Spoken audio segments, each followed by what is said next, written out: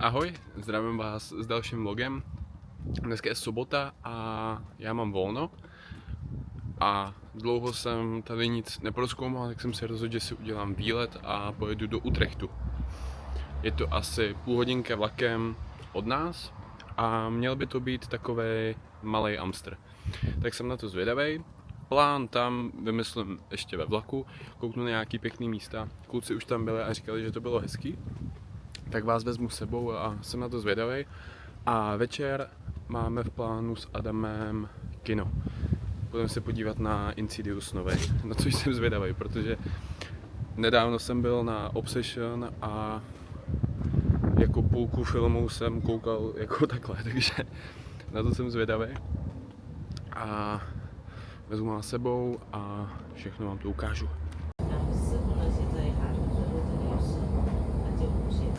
Dorazil jsem do Utrechtu a první dojem je zatím jako super. Byl tam hnedka nějaký velký obchodák, nevím, jestli jsem někdy byl v tak velkém obchodáku, tak jsem si tam prošel a teď je asi momentálně cíl se najíst, protože mám celkem hlad, abych se nějaký oběd a ještě najít nějaký obchod s parfémama, protože bohužel nevím, jak se to stalo, ale zapomněl jsem se navonět a to by nešlo. Takže to tady někde zkusím najít a uvidíme, kde se usídlím.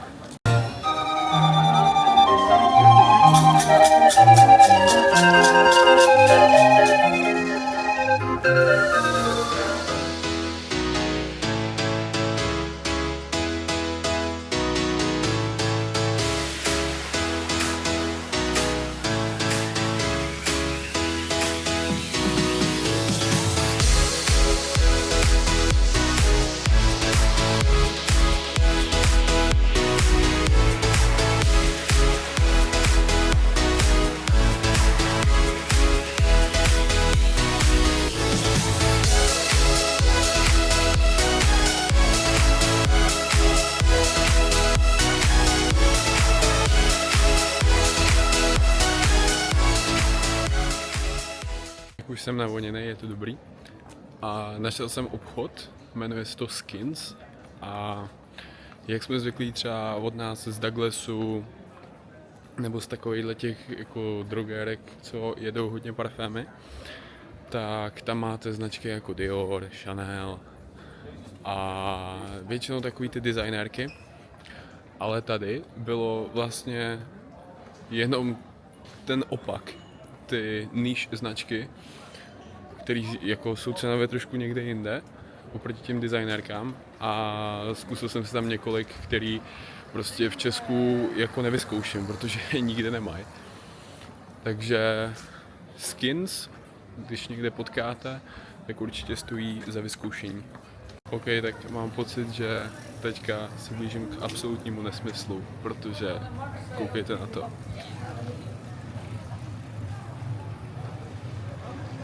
To vypadá jako nesmyslně.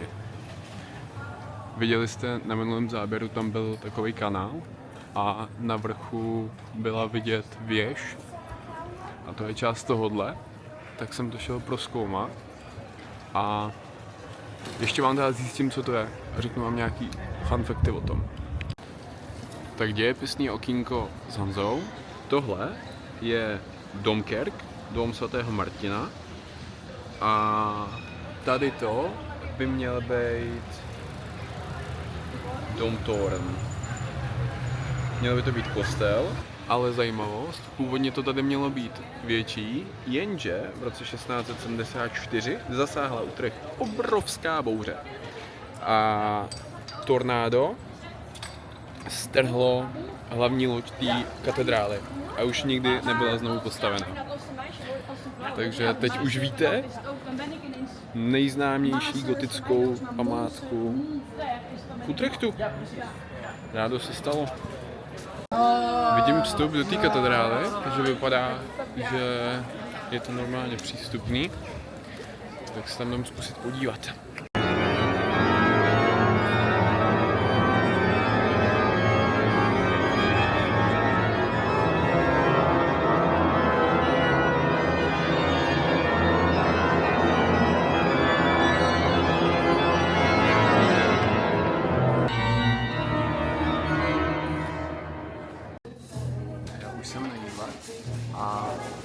Bral jsem nějaký korejský barbecue a vypadá to nesmyslně kuchaný. Přinesla mi to na takový vařící desce a mám vepřový, nudle, zeleninu, vajíčko a k tomu mám ještě nastavený kimči s okurkama. Ještě vám ukážu, jak to vypadá, protože to je paráda. Já už jsem po jídle spokojený a teď si to tady tak jako procházím, nemám žádný plán, takže spíš co se mi tak jako líbí, tak tam zajdu. Jsou tady skoro všude kanály kolem ulic, takže vlastně ať jdete kudykoliv, tak vidíte lodičky a je to jako pěkný. A zatím teda Utrecht nejhezčí místo v Nizozemsku určitě, kde jsem byl.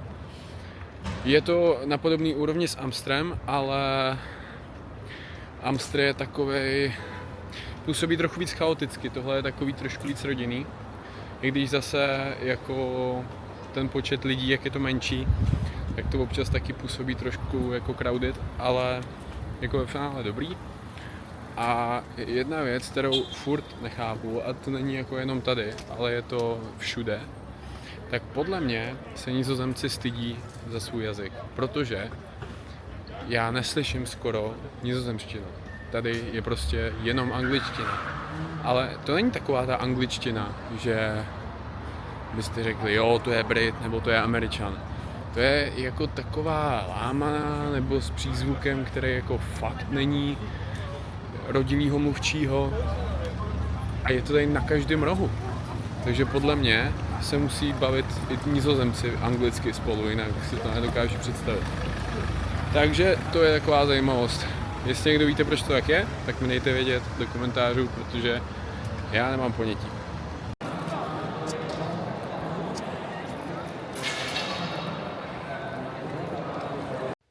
Tak jsem přišel domů a hádejte, kdo ztratil AirPody?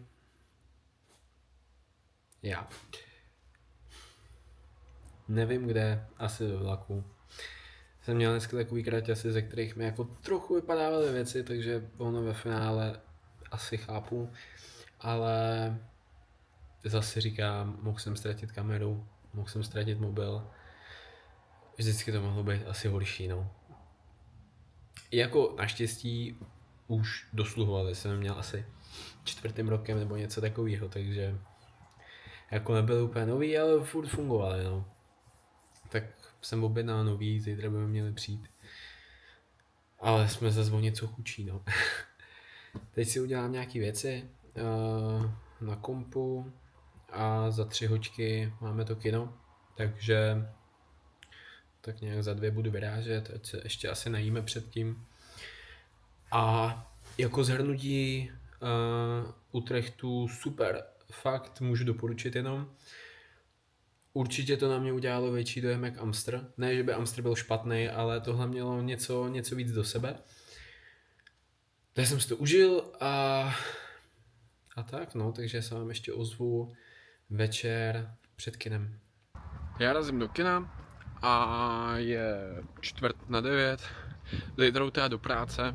Film začíná o 9:30. Nevím, jak dlouho to má, počítám, že tak 1,5 hodiny. A jsem smířený s tím, že dneska jako se spát úplně nebude, protože jako já moc nechápu můj vztah k hororům. Mě to nějak láká se na ně vždycky jednou za čas jako podívat a problém je v tom, že když se koukám třeba doma, tak je to celkem v pohodě. Jo, jako bojím se místama, jako zakrývám si oči, nebudu kecat, ale jako nějak to přežiju. Ale když jsem byl v tom kině, tak jak je tam přebůstěný ten zvuk, tak jako to tomu přidává strašně moc. A tam celkem jako chytám jumpscary, to nebudu lhát. Ale teďka jsme si ještě jako zamluvili lístky na nějakou pro verzi toho filmu. Jednak by tam měl být vylepšený obraz a taky by tam měl být prostorový zvuk, no. Takže počítám, že vždycky, když tam bude nějaký jumpscare, takže bude srdíčko pompovat trošku. A jak se na to zvědavej, no? Teď si možná koupím nějakou doprůdku ještě, protože nevím, jestli budeme stíhat večeři. Jako o půlnoci už jíst doma úplně nechci, takže se asi najíme předtím. Tak něco zkusím ještě před cestou pokoupit. A já vím, co si dám. Dáme nějaký burgerík z Mekáče. Tak jednou za čas se to může přece. Tak dal jsem si cheeseburger, hamburger a hranolky. A jsem spokojený. A už jsem vám to teda říkal, ale znova jako pro představu. Sobota večer, hezký počasí a tohle je centrum našeho města. Hlavní náměstí tady. Jako to u mě na vesnici je víc lidí v sobotu večer. To je fakt, nechápu to. OK, tak zase ať jsem fair, tak teď jsem pošel kousek dál a vypadá to, že je tady nějaká jako něco na bázi poutě nebo takhle, takže jako dobrý, asi se snaží s tím tady něco dělat a určitě jsou všichni lidi tam. Máme po filmu a nevím, asi zklamání celkem, zhodli jsme se, že kolik, tak 6-7 z 10 jako, jako víc asi ne, oproti Obsession, kdy jsem půlku filmu nekoukal ani, tak tady byly tak 4 jumpscary a vůbec nebyl využitý ten potenciál toho prostorového zvuku. Ten obraz byl dobrý teda, ale nějak to byla celkem jako bejkárna, no. Takže jako asi nemůžu doporučit, bohužel. Nevím, jako jak víc to zkomentovat, protože asi nic víc k tomu nemám. Takže to bude asi z dneška všechno. Jedem domů, za 4 hodiny stávám, takže se půjde spát a tak. Tak čus.